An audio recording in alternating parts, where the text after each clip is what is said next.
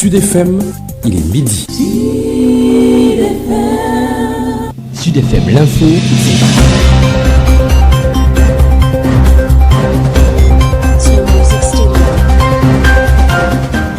Bonjour à tous, il est 12h sur l'ensemble du réseau synchronisé de Sud FM Sen Radio. Merci de choisir Sud pour vous informer à la une de l'actualité. Les arrestations se poursuivent dans les rangs du parti PASTEF dirigé par Ousmane Sonko.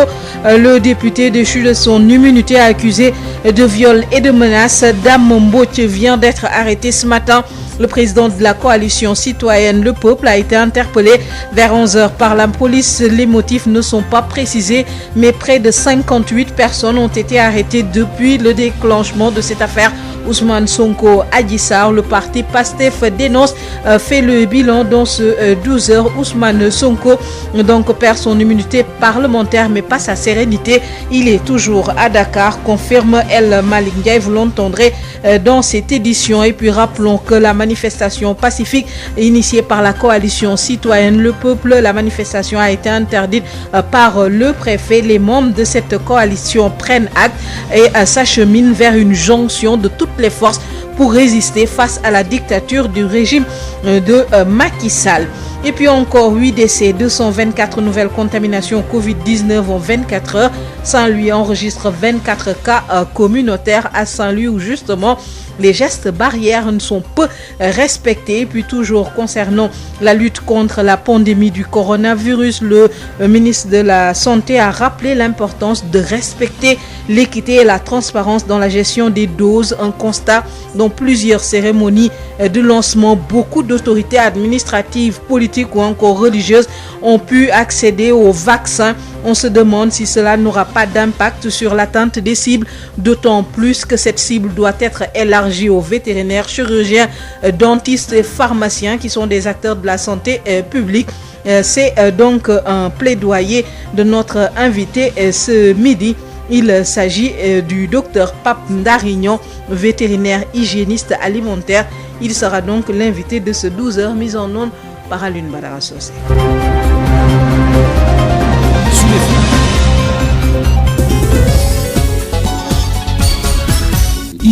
Bonjour à tous. Des arrestations qui se poursuivent, des arrestations en lien avec l'affaire Ousmane Sonko. Dame Mbouch, le président de la coalition citoyenne Le Peuple, a été interpellé ce matin par la police. Les motifs ne sont pas précisés, mais la coalition qu'il dirige voulait organiser aujourd'hui même à la place de l'Indépendance un sitting pacifique, manifestation qui a finalement été interdite par le préfet qui évoque le non-respect du délai de la déclaration et les interdictions de rassemblement liées au Covid. Dame Mbouch a été interpellé ce matin dans les rangs du parti PASTEF et des sympathisants du député Ousmane Sonko. Près de 58 personnes ont été arrêtées depuis le début de cette affaire. Ousmane Sonko, le député qui a vu hier son immunité parlementaire levée dans le cadre de cette procédure, accusé de viol avec menace. Ousmane Sonko reste serein et à Dakar, c'est ce que nous dit El Malick Ndiaye. El Malick Ndiaye est le secrétaire national à la communication du parti PASTEF Les Patriotes. On l'écoute. Aujourd'hui,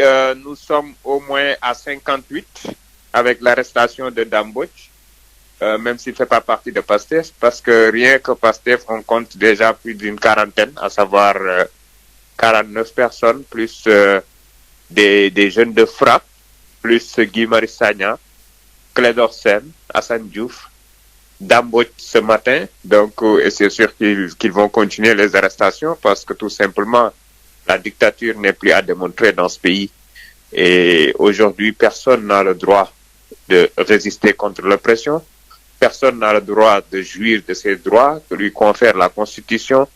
On est dans un régime totalitaire, on est tout simplement face à quelqu'un qui a un projet, le projet c'est le mandat à vie et le peuple qui décide de faire face est pratiquement arrêté de manière injuste. Hier, 17 de nos femmes ont été arrêtées, dont la présidente Maïmouna Dièye, son adjointe Ben Faye et d'autres responsables comme Khadija Mahécor, entre autres, et parce que tout simplement, elles étaient en train de faire face à la presse pour sortir leur amertume, pour dire qu'elles sont pas d'accord avec ce complot lâche qui est en train de se dérouler dans ce pays Et voilà où est-ce que nous en sommes aujourd'hui. Un pays où tout ce qui importe pour le président, c'est d'atteindre son objectif et tout ce qui peut constituer comme obstacle, il l'écarte tout bonnement avec des emprisonnements répétitifs qu'on peut noter depuis quelques jours. Et malheureusement, ça ne montre pas une bonne image du Sénégal, surtout qu'on a toujours tagué comme un pays de démocratie. Tout le monde sait que Ousmane Sonko n'a pas peur de qui que ce soit ou de quoi que ce soit, à part le bon Dieu, bien sûr. Il est serein, comme d'habitude. Il n'est nullement surpris de cette machination parce que faut pas s'attendre à grand-chose de l'Assemblée nationale. Ça, c'est clair. Ça, on l'a toujours su. Les Sénégalais le savent très bien. Donc, l'Assemblée nationale qui ne reçoit que des ordres à exécuter, il a, comme d'habitude, fait ce qu'il sait faire de mieux, satisfaire son patron. Alors, aujourd'hui, le président Ousmane Sonko est là. Et comme il l'a dit, il ne répondrait pas à une convocation venant d'une procédure viciée et illégale. Vous venez de suivre le point avec El Malick Ndiaye, secrétaire national à la communication du parti PASTEF, qui parle de près de 58 arrestations en lien avec cette affaire Ousmane Sonko. Pas plus tard que ce matin, Dame Mbodj a été interpellé par la police. Dame Mbodj, on le rappelle, est le président de la coalition citoyenne Le Peuple. Il a été arrêté ce matin alors que la coalition avait prévu aujourd'hui d'organiser un sitting pacifique à la place de l'Indépendance. Seulement le préfet a interdit cette manifestation, le préfet de Dakar, qui évoque les restrictions liées à la crise sanitaire, notamment l'interdiction de rassemblement à Dakar et à Thiès. Il évoque également le délai non respecté dans le dépôt de la déclaration. La coalition prend acte de cette interdiction, regrette, note une entrave grave aux libertés démocratiques. Ses membres ont décidé de surseoir à la manifestation, mais le combat va se poursuivre avec notamment une jonction de toutes les forces pour résister. El Hadj Mansour Mboup, qui rappelle qu'il y a désormais au Sénégal une justice à deux vitesses. El Hadj Mansour Mboup est le coordonnateur de la coalition citoyenne Le Peuple. Il est joint par Adama Ndione. La décision du préfet d'interdire la marche de la coalition citoyenne Le Peuple est une décision regrettable, en ce qu'elle constitue une entrave aux libertés démocratiques qui sont conférées par la loi fondamentale de notre pays, qui est la Constitution du Sénégal. Mais nous prenons acte et, après concertation, avons décidé, n'est-ce pas, de surseoir à cette marche. Donc, pour des raisons de stabilité de notre pays.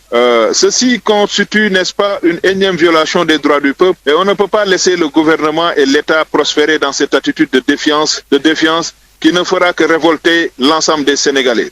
Aujourd'hui, le sentiment de frustration et de déception des Sénégalais a atteint un point tel que le jour où la houle populaire se lèvera, il sera difficile à l'État de l'arrêter. Nous invitons le chef de l'État à la raison. Nous invitons également les députés à se ressaisir et de savoir qui sont les mandataires du peuple. Nous avons vu comment est-ce que le cas du député Ousmane Sonko a été diligenté et précipité. Et pourtant, le frère du président de la République a été cité dans une affaire rocambolesque d'hydrocarbures. Et jusqu'à présent, il n'est nullement inquiété. Son beau-frère, M. Mansour Faye, avait dit, je le cite, si l'OFNAC le convoque, il ne déférera pas à la convocation. Maintenant, nous sommes dans un contexte de justice à deux vitesses. Les proches du pouvoir sont protégés, alors que les Sénégalais lambda sont sacrifiés sur l'autel, n'est-ce pas, de notre Assemblée nationale, ce qui me semble totalement regrettable. L'alternative maintenant est que nous allons essayer de faire une jonction entre les forces vives de la nation et les forces citoyennes pour faire face à ce régime qui, loin d'instaurer une dictature rampante,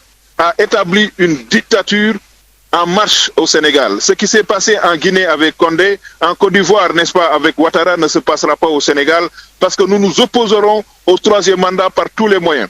Et, n'est-ce pas, l'acharnement contre le député Ousmane Sonko est le premier pas vers une dictature, vers un État totalitaire, ce que les Sénégalais refuseront de toute leur énergie.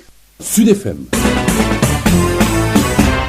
Lutte contre le Covid-19, la campagne de vaccination se poursuit. Le ministre de la Santé, dès le départ, a rappelé l'importance de respecter l'équité et la transparence dans la gestion des doses. On constate dans plusieurs cérémonies de lancement, beaucoup d'autorités administratives, politiques ou encore religieuses ont été vaccinées. L'ont-ils tous été? Pour l'exemple, font-ils partie des cibles prioritaires? Est-ce que cela va avoir un quelconque impact sur l'atteinte des cibles prioritaires?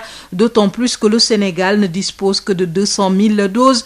Non, répond Mballo Dia Thiam, secrétaire général du syndicat unique des travailleurs de la santé et de l'action sociale. Si on en abuse, cela risque d'avoir des conséquences. Il appelle à plus de rigueur, Abdoulaye Diop. Sur la vaccination des autorités politiques, administratives et religieuses, Mballo Dia Thiam, secrétaire général du syndicat unique des travailleurs de la santé et de l'action sociale, y voit un acte symbolique. La vaccination d'une autorité a une valeur symbolique parce que vous n'êtes pas sans savoir qu'il y a eu beaucoup de campagnes, disons, de dénigrement, beaucoup de campagnes d'intox même. Donc il y a eu du tout avant que ces vaccins-là ne viennent. Et jusqu'à présent aussi, le débat continue dans les réseaux sociaux et dans certains milieux. Une cérémonie symbolique, certes, mais il ne faut pas en abuser, prévient-il. Ici, on n'en abuse pas du tout, parce que ce qui est important, c'est qu'il y a un ciblage qui a été fait. Il faut quand même qu'on puisse respecter ce ciblage-là. C'est les personnels de santé qui sont en première ligne, ça on l'a dit. Mais à côté aussi, nous avons toutes les personnes qui ont une comorbidité. Le secrétaire général du SUTSAS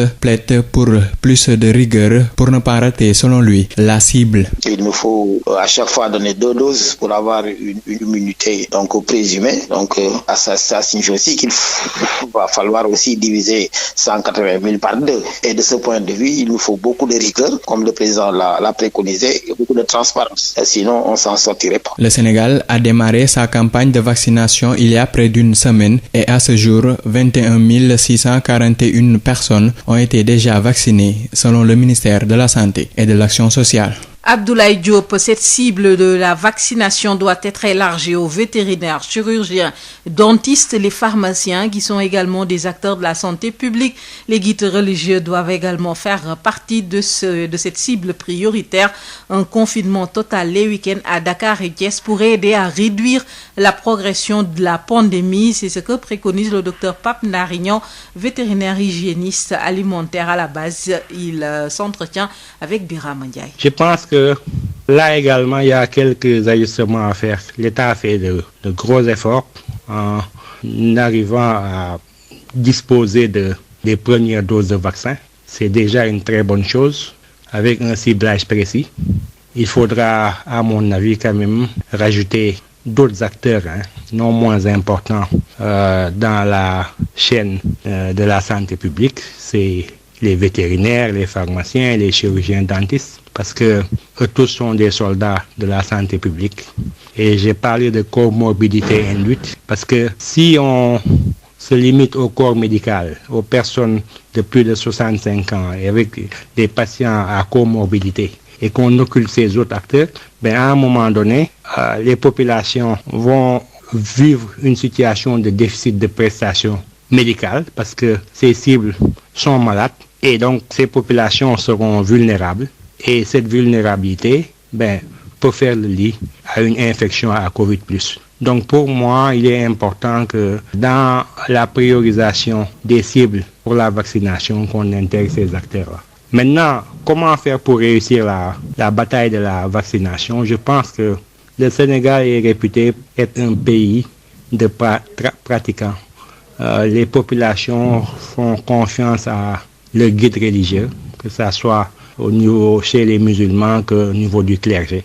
Je pense que le véritable challenge va résider dans notre capacité à impliquer les guides religieux.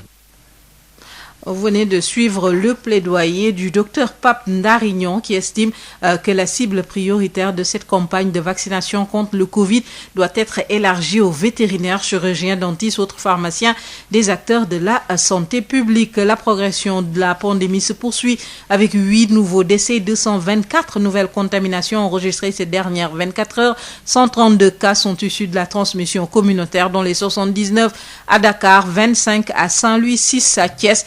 50 cas graves sont actuellement pris en charge. Le point du jour avec le docteur El Hadj Mamadou Ndiaye. Sur 2210 tests réalisés, 224 sont revenus positifs, soit un taux de positivité de 10,13%. Les cas positifs sont répartis comme suit. Nous avons eu 92 cas contacts suivis par nos services. Aucun cas importé n'a été enregistré au niveau de nos différentes portes d'entrée, aériennes, maritimes et terrestres, et 132 cas issus de la transmission communautaire ont été répertoriés et répartis comme suit. Dans la région de Dakar, nous avons eu 79 cas, dont 10 à Dakar Plateau, 7 au Mariste, 5 à Liberté 6 et aux Parcelles Assainies, 4 à Diamniadio et à Rufisque, 3 à Fann Résidence, Guédiawaye, Mbao et Pikine, 2 à la Médina, Gibraltar, Grand Dakar, Amitié 3, Ouagouniaye et Keur Massar, 1 à Sicap Baobab, Castor, Niary Tally, Dieuppeul, Liberté 4, Liberté 5, Sacré-Cœur 3, Sicap Foire, Cambérène, Saint-Louis, Cité Fadia, Grand Mbao, Cité Sotiba, Fass Noflaye, Sangalkam et Ndiakhirat. Dans les autres régions, nous avons eu 53 cas, dont 25 à Saint-Louis, 6 à Thiès, 4 à Kédougou et Kolda, 3 à Kaolack, 2 à Sédhiou, Tamba et Ziguinchor, Touba et Ziguinchor, 1 à Richard Toll, Vélingara, Darou Mouhty, Foundiougne et Ranérou. 234 patients ont été contrôlés négatifs et déclarés guéris. 50 cas graves sont pris en charge dans les services de réanimation. 8 décès ont été enregistrés ce vendredi 26 février 2021. L'état de santé des autres patients hospitalisés ou suivis est jugé stable. À ce jour, 24 255 cas ont été déclarés positifs, dont 28 611 guéris, 866 décédés et donc 4 777 patients sous traitement. Le point du jour avec le docteur El Hadj Mamadou Ndiaye, 25 nouveaux cas issus de la transmission communautaire enregistrés en 24 heures dans la région de Saint-Louis, un chiffre qui vient augmenter le millier de personnes testées positives au coronavirus depuis le début de cette pandémie. Les mesures barrières à Saint-Louis ne sont toujours pas respectées par une grande majorité de la population. Le constat avec notre correspondant à Saint-Louis, Yves Tendeng. Le coronavirus continue de circuler tranquillement dans les rues de la capitale du Nord qui vient d'enregistrer encore 25 nouveaux cas positifs à la Covid-19. Une région qui a longtemps dépassé d'ailleurs la barre des 1000 cas positifs à la Covid-19 avec plusieurs centaines de malades qui ont eu jusqu'ici à être traités à domicile. Aujourd'hui, malgré le démarrage dernièrement de la campagne de vaccination contre cette maladie de la Covid-19, les cas positifs ne cessent d'augmenter de jour en jour dans la région qui a eu à enregistrer plusieurs dizaines de décès liés au coronavirus depuis le début de la pandémie. Une situation qui peut s'expliquer par le fait que le respect des mesures barrières est toujours banalisé par une bonne frange de la population. Des mesures barrières qui sont jusqu'ici foulées aux pieds par les gens dans les bus et autres véhicules de transport en commun, au niveau des marchés, dans les places publiques et également lors des manifestations religieuses ou certains grands rassemblements à l'image des cérémonies funèbres où les gens ne portent pas du tout le masque et pire, ne se lavent même pas les mains et continuent de se saluer en se donnant ces mêmes mains. Aujourd'hui, à ce rythme, il sera très difficile de barrer la route au coronavirus qui continue de se propager rapidement ici dans la ville tricentenaire. Saint-Louis, Yves Tendeng, Sud FM. Merci beaucoup Yves Tendeng. Tout et rime avec la vie des populations de Kédougou du fait des nuages de poussière qu'elles inhalent quotidiennement. Le mouvement Kémé Kédougou Métropole d'équilibre met à profit la récente sortie du chef de l'État pour demander la consolidation et l'intensification des programmes comme Promoville, Puma ou encore au PUDC. Les habitants réclament, sollicitent des routes bitumées et des études sur le fleuve qui fait beaucoup de victimes, Boubacar Tamba. La poussière empoisonne la vie des populations de Kédougou et Promoville tant attendu tarde à arriver. Le mouvement Kémé, Kédougou Métropole d'équilibre, s'engouffre dans la brèche ouverte par le chef de l'État en Conseil des ministres. Le maire Mamadou Cissé est le président du comité de pilotage. Le mouvement Kémé s'en félicite vivement, d'autant plus que cela cadre parfaitement avec la vision de Monsieur le Président de la République d'ériger les villes comme Kédougou en métropole d'équilibre. Le mouvement Kémé invite les coordonnateurs des Promovilles et Puma à accélérer la cadence pour qu'enfin les populations de Kédougou puissent elles aussi entrer dans les bonnes grâces de ces programmes. Dans la mesure où les désagréments causés par la poussière, surtout dans ce contexte de Covid, sont inestimables. Kémé a aussi mis à profit ses instructions du chef de l'État pour demander une étude sur les caractéristiques du fleuve de Kédougou. Le mouvement Kémé, après s'être incliné devant la mémoire des 2 enfants morts noyés au quartier Togoro, voudrait inviter ces programmes que sont Promoville, Puma et PUDC à lancer une étude sur les caractéristiques du fleuve de Kédougou dont le nombre de victimes commence à prendre des proportions inquiétantes. Les résultats de cette étude serviront d'outil de prise de décision pour les autorités compétentes par rapport à l'accès au fleuve Gambie. Les membres du mouvement Kémé soutiendront aussi engager sous peu une vaste campagne de sensibilisation sur la vaccination contre la maladie à coronavirus. Boubacar Tamba Kédougou, Sud FM. Nous parlons sport. Odile Minkilan, bonjour. Bonjour Isegnan. Football, championnat national débute ce samedi de la 9e journée. Au programme de la Ligue 1, Isegnan, Niary Tally se déplace au stade du pays pour défier le Casa Sport à 16h au stade Aline Sitoé Diatta. À la même heure, AS Pikine reçoit Mbour Petite Côte. Demain dimanche, ça va chauffer du côté de la Petite Côte avec le derby mbourois. Stade de Mbour contre Djambar de Sali. L'actuel leader de la Ligue 1, Djambar, rend visite à son voisin Stade de Mbour, actuellement à la 6e place du classement. L'autre affiche alléchante de cette 9e journée oppose Génération Foot, 2e sur le tableau, au Jaraaf de Dakar, actuellement sur le pied du podium. L'Union sportive de Gorée joue contre l'AS Douane. Dakar Sacré-Cœur accueille Seneps de Thiès. Ndiambour de Louga face à Tenguède FC. La Ligue 2 sénégalaise joue aussi sa 9e journée cet après-midi. Amitié FC joue Port Autonome de Dakar à 15h au stade Lat Dior. Toujours après cette rencontre à 17h, Africa Promo joue contre Duc à 16h. Demba Diop FC reçoit Thiès FC au stade Fodé Wade. La suite demain avec les affiches: Union sportive de Ouakam, Keur Madior, Guédiawaye Football Club, Renaissance de Dakar, Linguère de Saint-Louis, EJ Fatigue, Diamono Fatick, Sonacos. Et puis football toujours, cette fois-ci en Europe, quel est le programme? Tout à l'heure à 12h30, donc Manchester City et West Ham ouvrent le bal de la 26e journée de la Première Ligue. À 15h, West Bromwich joue Brighton. À 17h30, Leeds contre Aston Villa.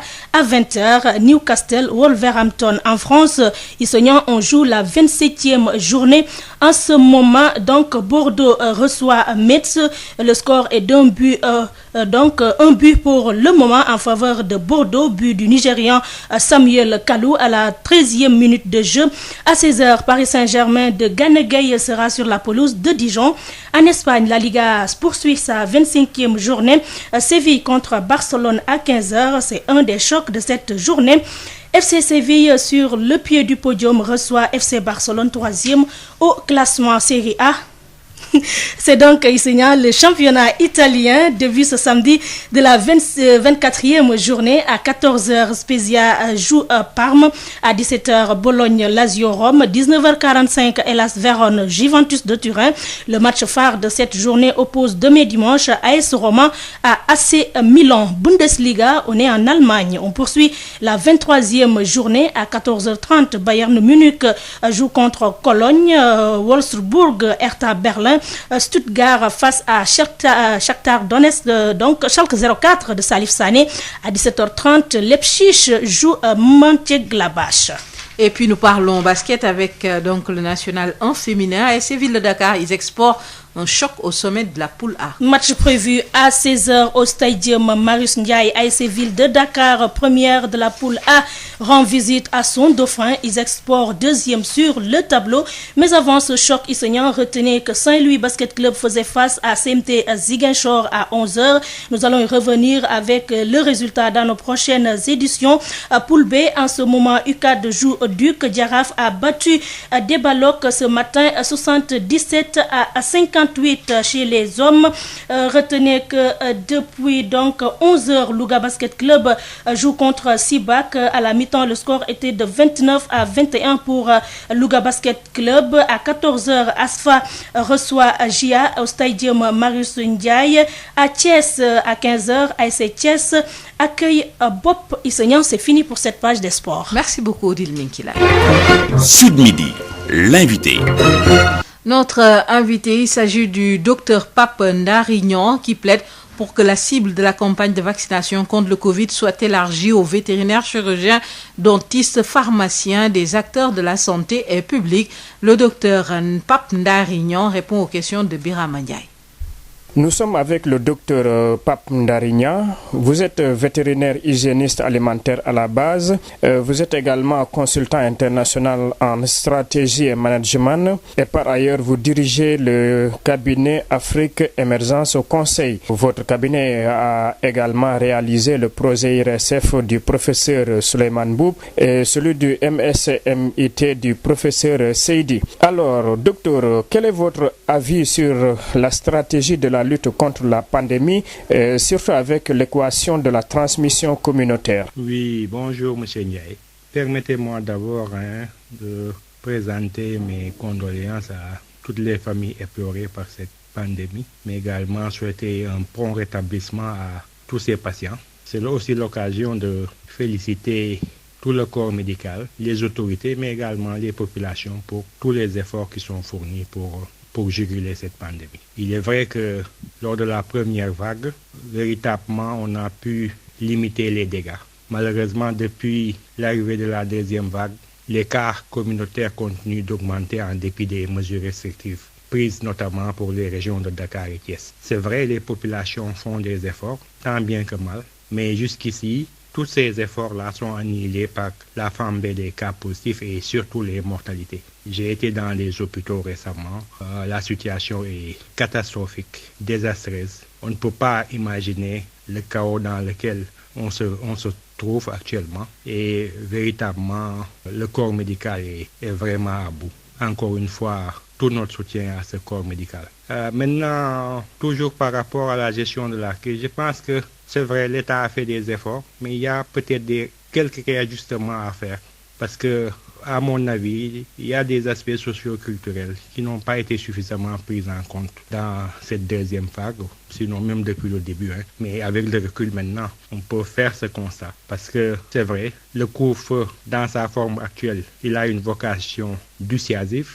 C'est bien dans le subconscient des Sénégalais qu'on se dise attention, il faut qu'on rentre tôt. C'est bien, sauf que à 16 heures, quand on voit dans les stations de transport en commun, on voit tout ce qu'il y a comme masse humaine, condensation des populations, bousculade. On oublie même les gestes barrières parce qu'on a peur après de rentrer au-delà de 21 heures et de rencontrer nos valeureuses forces de sécurité et de défense qui quand même ont fait preuve de compréhension pour aider les populations depuis l'arrivée de cette deuxième vague. Pour ma part, je pense que de façon précise, les Sénégalais n'ont pas la culture de descendre et d'aller prendre un café sur une terrasse. Ça, ce sont des habitudes des pays du Nord, des pays arabes, des pays d'Afrique centrale. J'ai eu la chance quand même de faire pas mal de pays dans le monde. Et ça, c'est pas une pratique sénégalaise. Les Sénégalais sortent surtout les week-ends pour aller au mariage, aux cérémonies familiales.